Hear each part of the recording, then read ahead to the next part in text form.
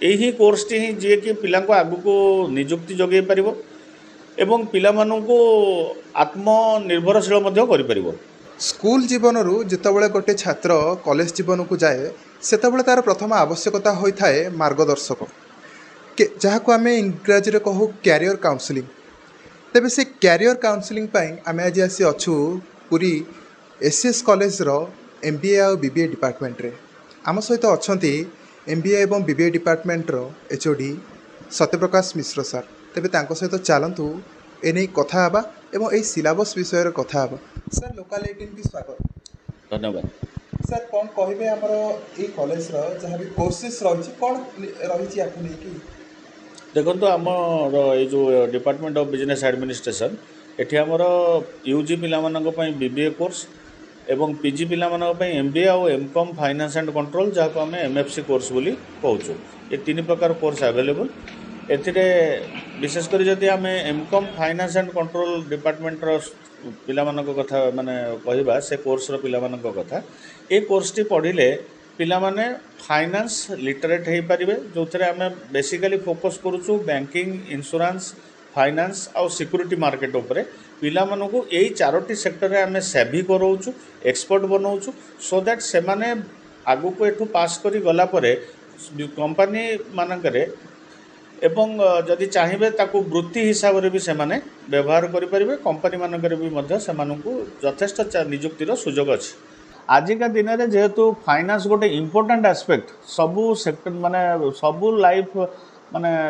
परिवार पाई सबू व्यवसाय प्रतिष्ठान पाई फाइनेंस जेहेतु गोटे इम्पोर्टेंट एस्पेक्ट पिला मानकर फाइनेंशियल लिटरेसी और फाइनेंशियल एजुकेशन रहा निहाती आवश्यक अच्छी एवं आमे आमर लक्ष्य ये MFC कोर्स माध्यम रे आमे युव गोष्ठी को ए प्रकार फाइनेंस लिटरेसी एग्जामिनेशन माने एजुकेशन देकरी से मानकु जॉब सेवी करबा पाई। सर जब कहवा MFC कोर्स जो रही MFC कोर्स रो कौन कौन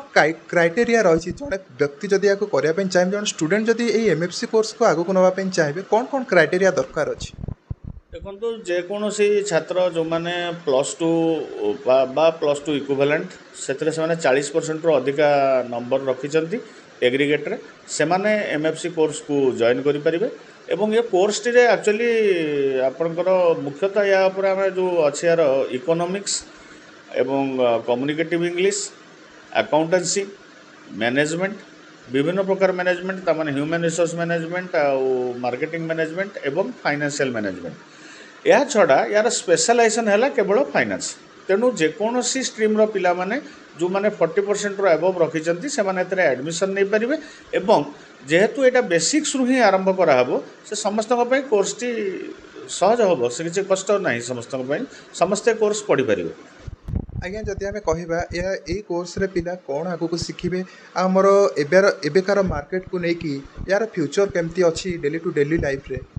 देखो master in finance and control demand सबु बेल कहीं जीवन में फाइनेंस आवश्यकता बहुत अच्छी बिना फाइनेंस रे किसी हो पार मु भावे एबर मार्केट पई ये हला एक्चुअली प्रकृत यही कोर्सटी ही जी कि पिला आगु को निजुक्ति जगै पार एवं पिला आत्मनिर्भरशील कर जमीती कि आजिका दिन में security exchange board of India भारतर विभिन्न जगार यंग इन्वेस्टर मानक विभिन्न वर्कशॉप गुड़ाक ऑर्गेनाइज करुच्ची कहीं लोक मैंने बहुत पैसा कमाऊँच किंतु जेहेतु से फाइनेंशियल एजुकेशन नहीं से प्रॉपर्ली इन्वेस्ट कर पारना जमीती आम पाखे जी भी लिमिटेड इनकम अच्छी आम सबू सेक्टर में बांटिक इन्वेस्टमेंट करने कथा खाली जे इंश्योरेंस रखीदबा बा खाली लैंड रे आम इन्वेस्ट करनबा ता ठीक नुह। सिक्यूरिटी मार्केट रे भी आमको इन्वेस्टमेंट करार अच्छी फाइनेंस रे भी इन्वेस्ट माने बैंकिंग रे भी इन्वेस्ट करार अच्छी इंश्योरेंस रे भी इन्वेस्टमेंट करार अच्छी। तो यही प्रकार इन्वेस्टमेंट रो नॉलेज प्रकृत में कोर्स रे दिया जाए जो थे से कौन हो ना विभिन्न कंपनी मानक फाइनेंस एक्टिविटीज रे निजुक्ति पाइपर ता सहित से माने जदि चाहिए आत्मनिर्भरशील होई इनकम टैक्स रो कंसल्टेंट हिसाब रे काम करें GST कंसल्टेंट हिसाब रे काम करें एवं सिक्यूरिटी मार्केट रो भी कंसल्टेंट हिसाब रे काम करें एवं MFC कोर्स रो जो पिला माने एठू पास आउट करचंती सेमानकु आमे कैंपस रिक्रुटमेंट माध्यम रे सेमानकु आमे विभिन्न बैंक मानकरे